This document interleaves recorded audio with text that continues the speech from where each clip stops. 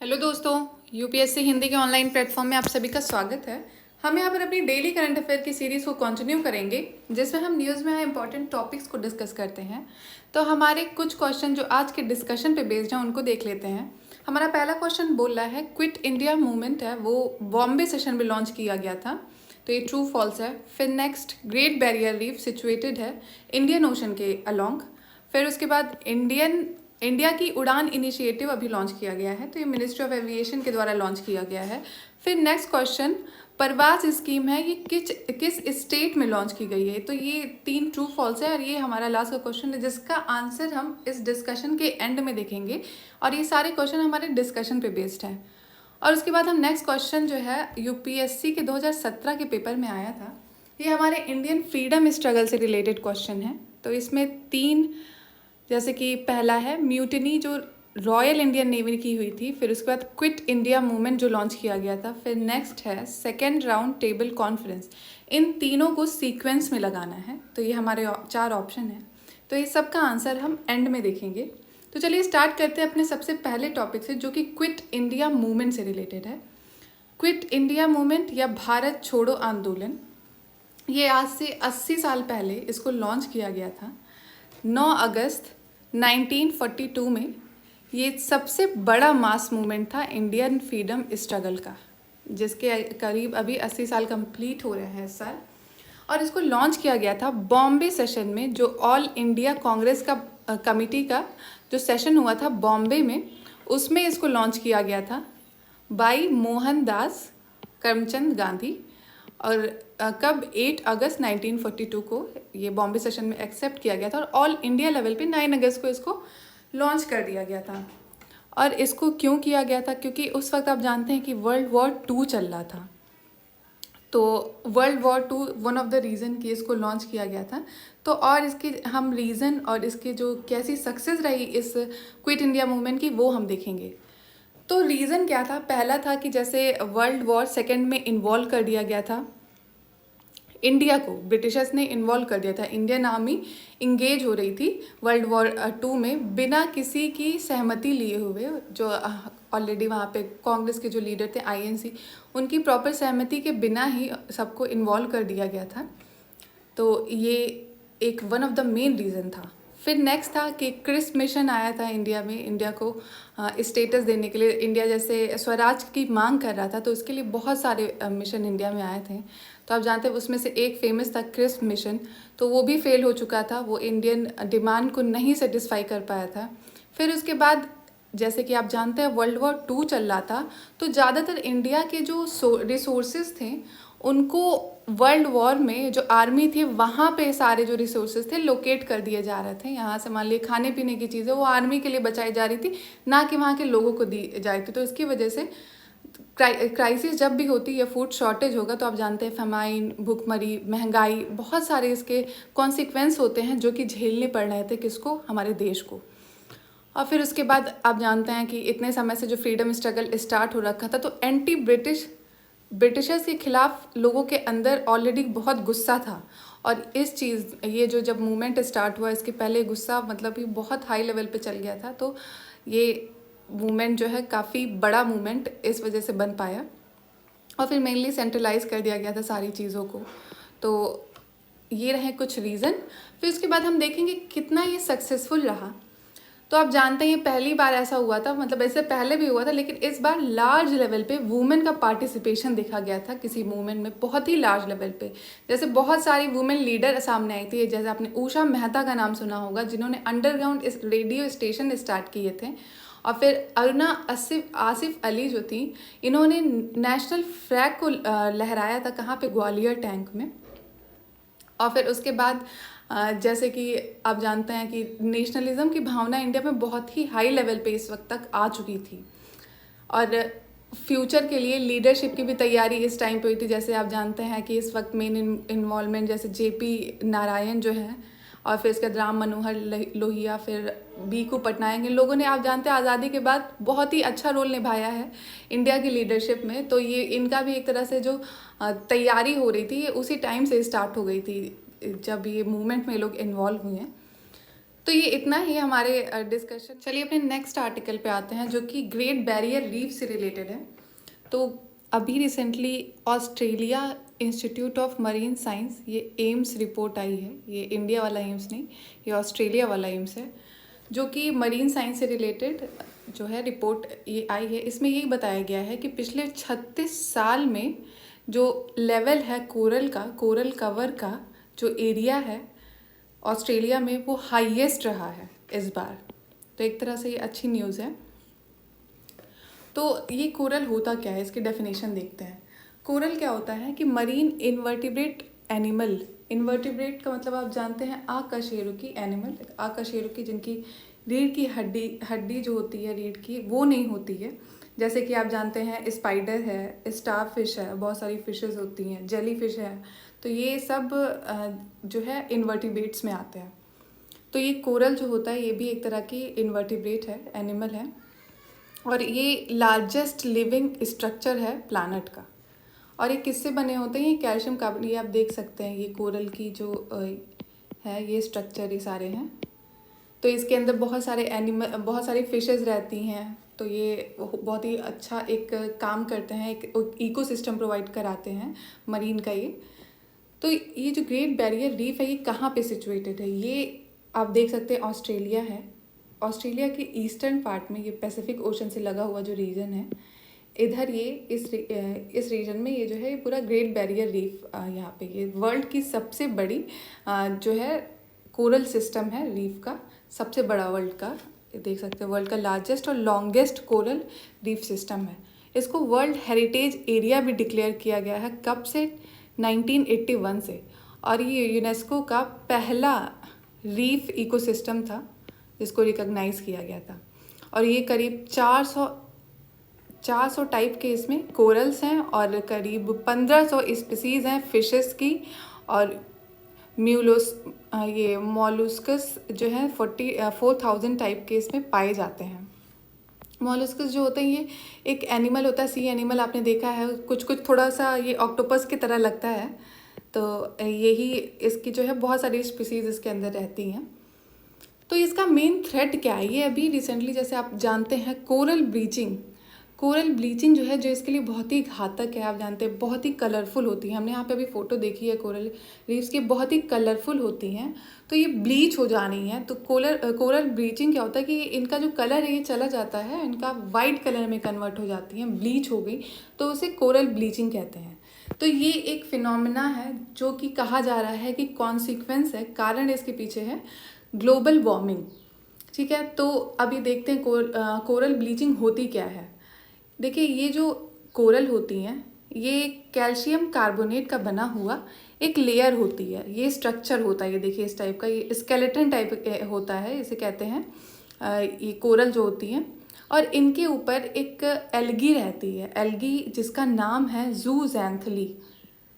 तो ये ज़ूज़ैंथली जो एल्गी है ये इसको कलर प्रोवाइड कराती है, जिसका जो कलरफुल जो स्ट्रक्चर होता है ये इतना कलरफुल दिखता है, एक खुद का नहीं, ये जो एल्गी इन पे रहती है वो इसको कलर प्रोवाइड कराती है, ज़ूज़ैंथली।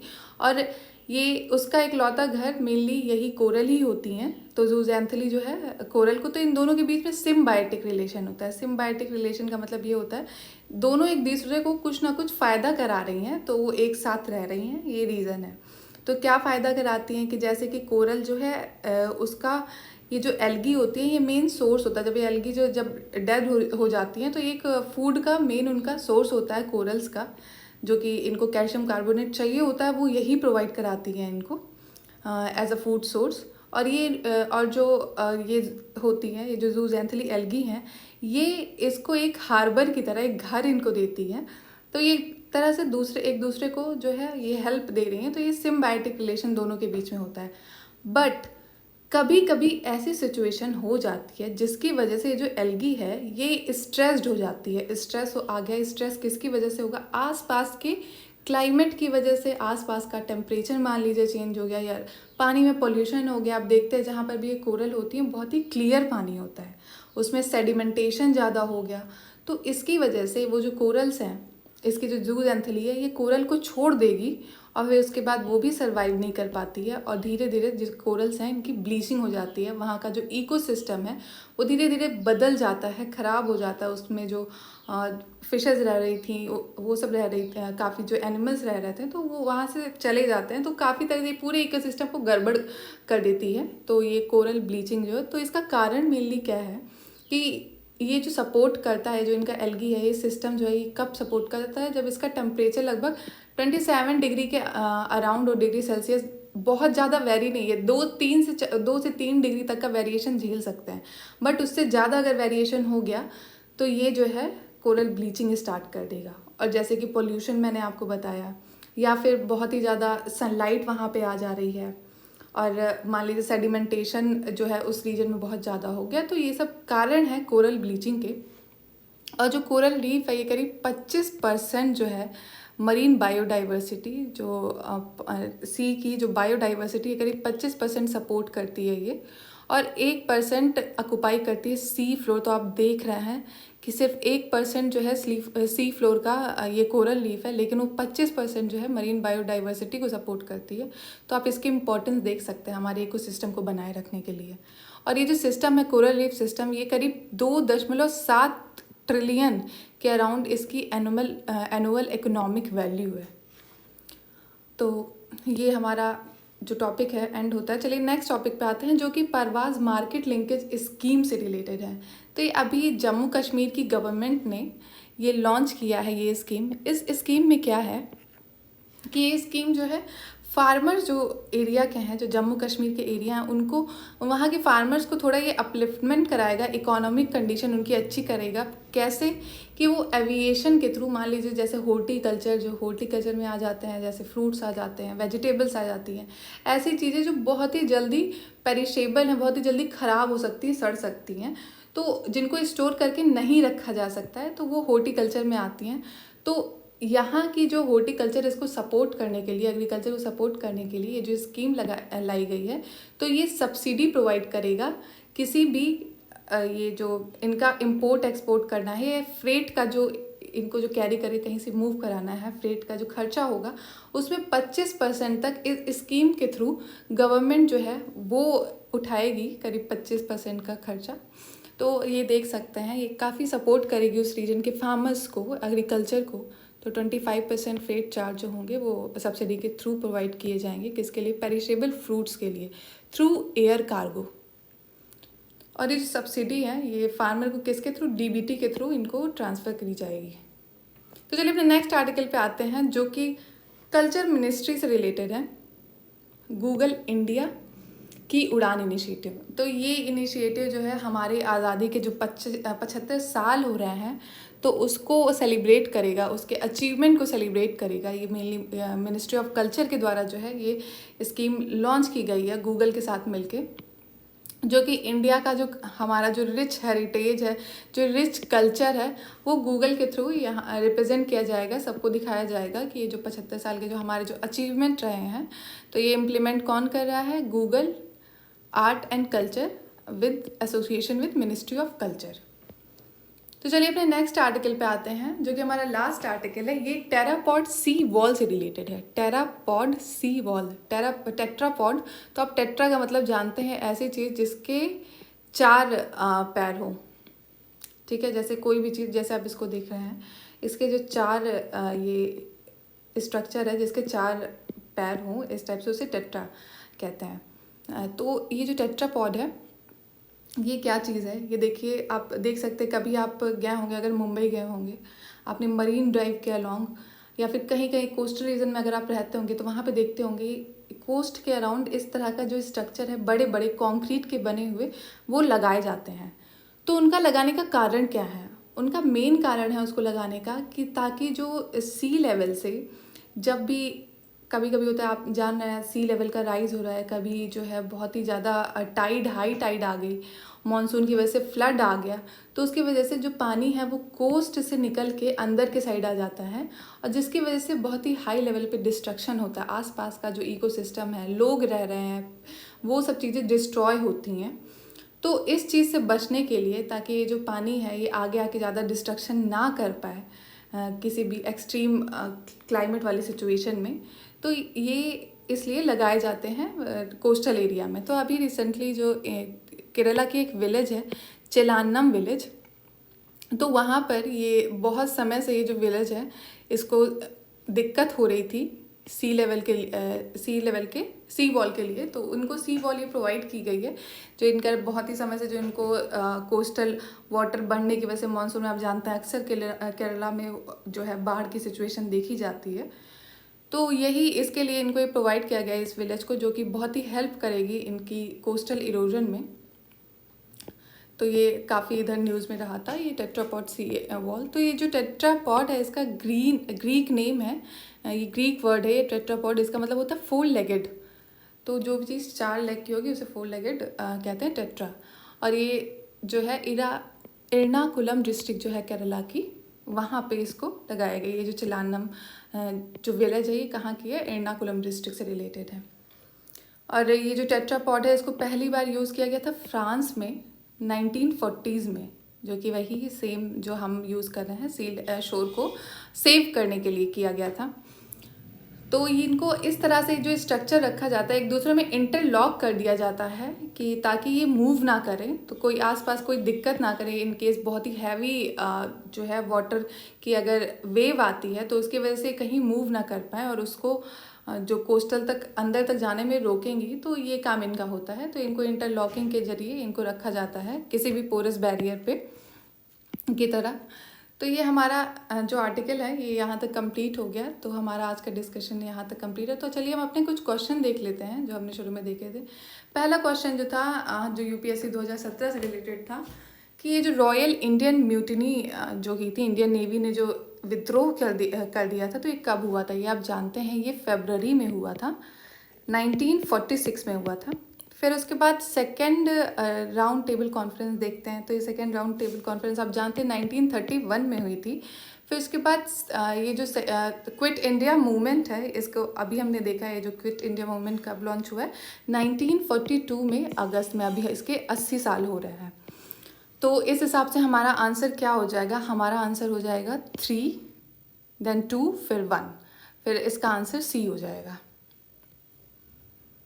फिर चलिए अपने जो आज के डिस्कशन से रिलेटेड क्वेश्चन है उनको देख लेते हैं ट्रू फॉल्स के टाइप में। तो पहला बोला जा रहा है कि क्विट इंडिया मूवमेंट है उसको बॉम्बे सेशन में लॉन्च किया गया था, ये बिल्कुल सही है। फिर नेक्स्ट है great barrier reef is situated है इंडियन ओशन के अलॉन्ग। तो ये स्टेटमेंट गलत है, क्योंकि ये आप जानते हैं कहाँ पे सिचुएटेड है, ये सिचुएटेड है पैसिफिक ओशन के अलॉन्ग। क्योंकि जैसे ऑस्ट्रेलिया आता है, ऑस्ट्रेलिया के राइट साइड पे पैसिफिक ओशन है, लेफ्ट पे इंडियन ओशन है, तो ये राइट साइड पे सिचुएटेड है यहाँ पे। तो ये हो गया फॉल्स।